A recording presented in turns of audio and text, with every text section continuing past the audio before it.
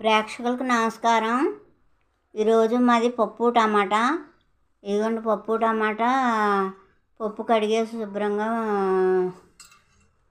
కాయల బలంగా వేసేస్తుంది. ఇవిడికి ఇంత పెద్దగా అనుకుంటున్నారా? బాగా మెత్తగా ఉడికిపోతాయండి. ఇంకా పప్పు టమాటా వండుతున్నాను. 4 పచ్చిమిరపకాయలు ముక్కలు వేస్తున్నాను. అంతే. మూత పెట్టేసి ఇలాగ కుక్కర్ మూత పెట్టేసి 4 విజిల్స్ లేకపోతే 5 విజిల్స్ అయినా వేయించుకోవచ్చు. వేయించుకొని ఉప్పు కారం అన్నీ వేసుకుని తాలింపు పెట్టుకుంటామండి. ఇంతేనండి పప్పు టమాటా. తర్వాత ప్రాసెస్ చూపిస్తానండి. ఓకేనా? అయ్యో, ఇంతకైనా చింతపండు వేయలేదేంటా అనుకుంటున్నారా? ఇప్పుడు వేయకూడదండి. ఇప్పుడు వేస్తే పప్పు విచ్చుకోదండి. పప్పు ఉడికినట్టు ఉండదు. అందుకని తర్వాత వేద్దామనండి. దింపాక అప్పుడు చింతపండు వేసి ఉడికిస్తానండి. ఓకేనా? ఇగోండి చూడండి, కుక్కర్ పెట్టాను మూత. ఇగో కాయలు కింద వేసాను కదా, చూడండి ఎంత మెత్తగా ఉడికిపోయినాయి అని. ఇలా ఉడికిపోయినాయి కదా. ఉడికిపోయినట్లని ఇది ఏమంటారో నాకు తెలీదు. ఏమంటారో చెప్పండి మీరు. ఇగోండి ఇలాగా నొక్కెత్తే మెత్తగా అయిపోతాయండి. ఇంచుక్క అలా అయిపోతాయి మెత్తగా. చూసారా? ఇలా మెత్తగా అయిపోయినాయి కదా. ఇప్పుడు పసుపు వేసుకోవాలండి. ఒక 1/2 చెంచా. ఇదిగోండి పసుపు.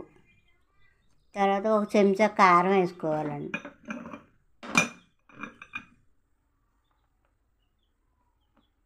ఈ మాత్రం కారం వేసుకుంటే సరిపోద్దండి. తర్వాత 1 చెంచా ఉప్పు, అంటే కొంచెం ఉప్పు తక్కువ తింటామండి. మీకు సరిపడా వేసుకొని తగినంత ఉప్పు వేసుకోండి మీరు. ఇవి 1 చెంచా వేస్తుందండి అండి. ఇంతేనండి. కొంచెం చింతపండు వేయాలండి, అంతే. ఇదిగోండి చింతపండు, ఇది సరిపోద్దండి.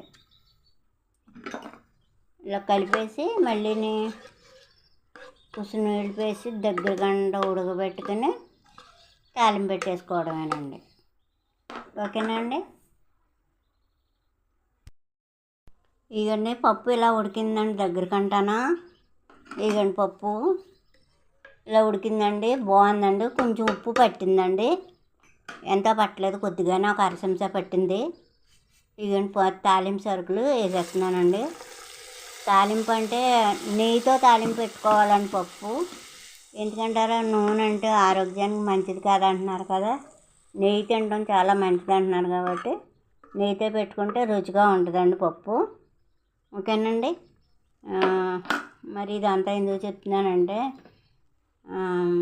మనం ఇప్పుడు బట్టలు తెక్కునేస్తున్నామండి. ఆ బట్టలకి ఎట్టే డబ్బులు ఉంటే బంగారం కొనుక్కుంటే బోల్డ్ రేట్ అండి. ఇప్పుడు బంగారం కొనుక్కోవడం చాలా మేలేనండి. బంగారం ఉండడం వల్ల ఆత్మధైర్యం ఉంటుంది. మరి గమ్ముని డబ్బులు అవసరం అయితే బ్యాంకులో పెట్టుకున్నో మార్వాడి దగ్గర పెట్టుకున్నో డబ్బులు తెచ్చుకోవచ్చు.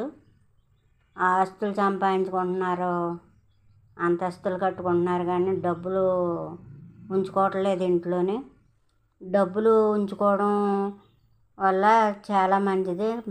పీక మీదకి ఏదైనా వస్తే గమ్ముని డబ్బులు ఉండాలి కదండి. ఆరోగ్యమైనా లేకపోతే డబ్బు పరంగా ఇబ్బంది అయినా ఉండాలి కదండి. అందుకు బంగారం కొనుక్కుంటే చాలా మంచిది.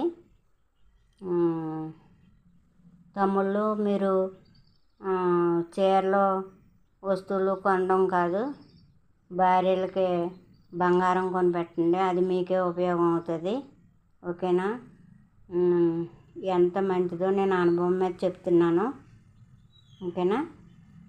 మరి అర్థం చేసుకుంటారని నేను చిన్న మాట, మంచి మాట వినండి. ఓకేనా? అనవసరమైన ఖర్చులు చేసుకోవద్దండి.